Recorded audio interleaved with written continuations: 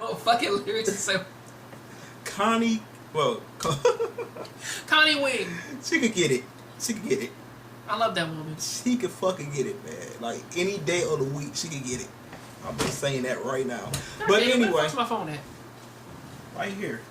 Thank you. But anyway, Hold on. I'll find her actual name. You go ahead.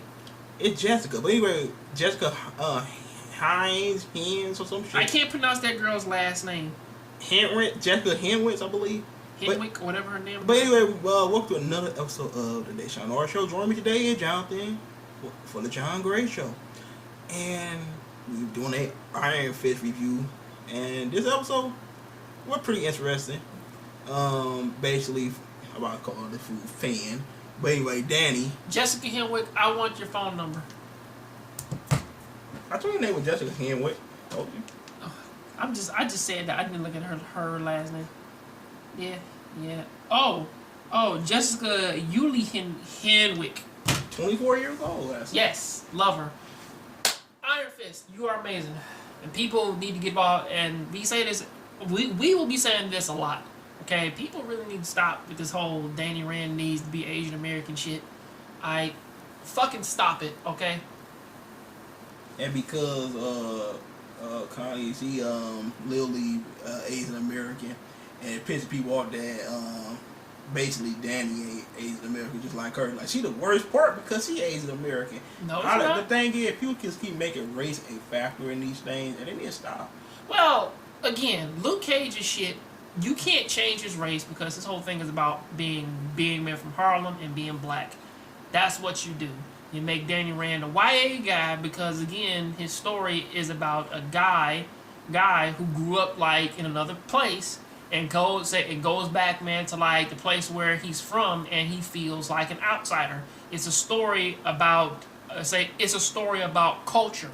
That's what Iron Fist was always about, okay? It's basically, man, like, you know, man, when we, man, was in high school and shit, and then you got those black friends, man, like, who listen to country music, and you not black, and that guy, man, like, he can't make it over there in the country thing because they don't accept him, and then they go back try, man, hang around with their black friends don't listen to their shit, so they're still not accepted. It's about people being like in this weird cultural bubble where like you can't fit in upon the two things you like. You know, he's a white guy who's supposed to be part of corporate America, but he doesn't understand this shit because he grew up in fucking Kunlun, or in this case, like a Asian society, or, you know, like a monk-like society. I mean, fuck. I mean, fuck. It doesn't even gotta be Asian. It could just be him being a fucking monk. You know, like you grew up in a monastery. It could have been, man, like a fucking Catholic church. Motherfuckers still, man, wouldn't understand a fucking thing, man, about you in the corporate world. This is true. Because they're like, what the fuck are you talking about, man? Anytime he actually mentioned where he been at, everybody looking like he's stupid. They're like, where the fuck is that? Like, don't worry about where in the fuck it's at. Like, I was there. Like, what the hell?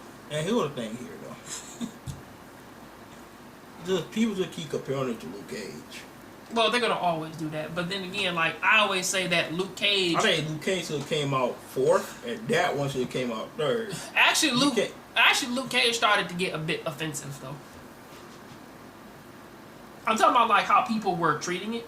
Like that shit was starting to get offensive when white folks were like, "I can't watch this because it's too black." That shit was starting to get offensive.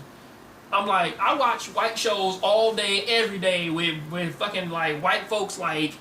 As like 90% of men in the cast, I never said that shit a day in my life. I mean, like, we watch fucking anime, for God's sake. They got all their little white jokes and stuff. You be looking like,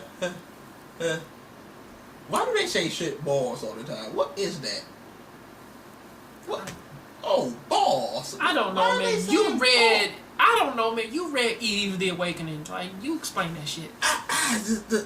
But anyway, this episode, though, Danny. 4 minutes in. Yeah, Danny met what I don't know her name. What's the damn dad name again? Harold? Yeah, Harold. He know that he alive, and he know that hand is after him, and not to mention Harold actually arranged so Danny could get his damn job, well, basically his shares of the business back. 51% of a company that sells pharmaceuticals. And he waving his 51% dick around and getting shit done. I would too. Fuck that shit. How much more money do we need, nigga? We making billions. But listen, man, like $5 a pill, like come on, baby, man, like that's a little bit too steep. We gotta push that shit up a little bit more.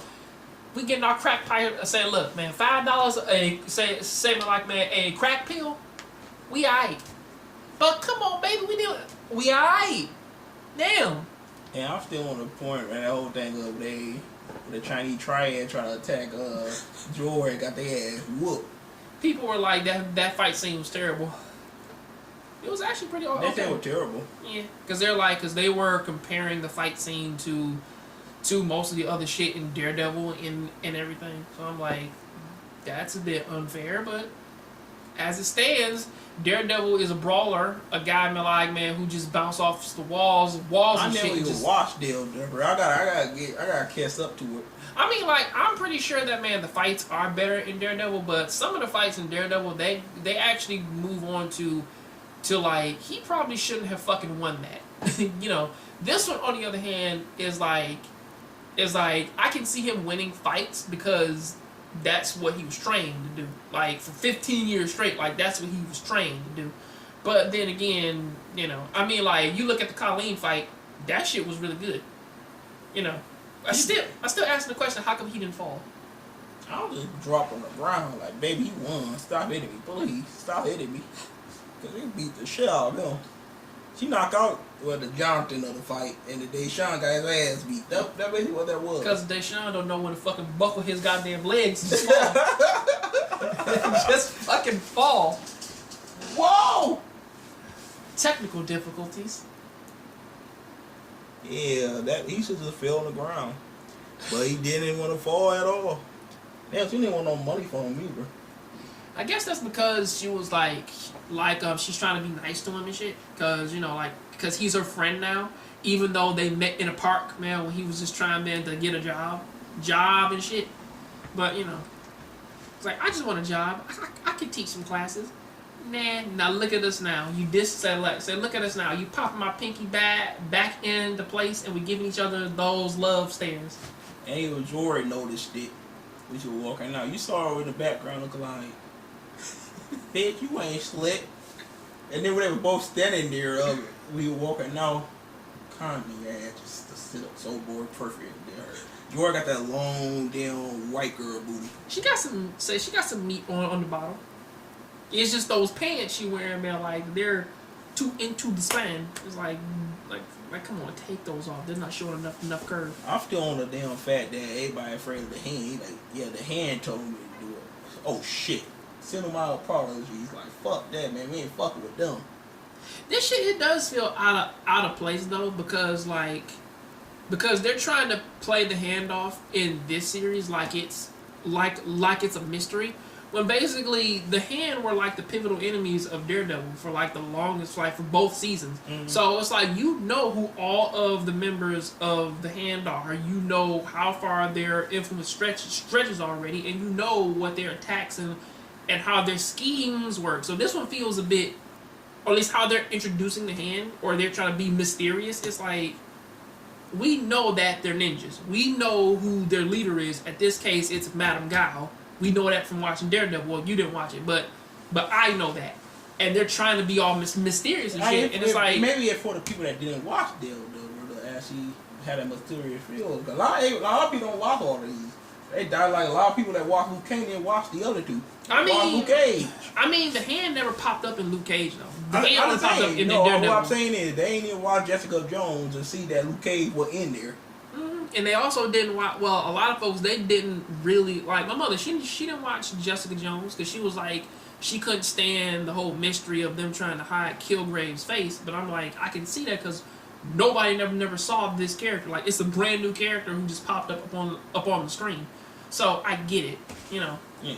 But for people out there like me who did watch Daredevil, who watched them all and leading up to Iron Fist, I'm like, yeah, I know who these guys are. You know, like, it's nice for people like you who didn't watch Daredevil, but still, it's like, you're a little bit too heavy up on that mystery shit. It is what it is. But it was a pretty decent episode, though. I like them all. Colleen saved the series though. Without her, I probably wouldn't even watch it. Well, again, I still like our 5 main characters. I like the Meachums. They're all fine.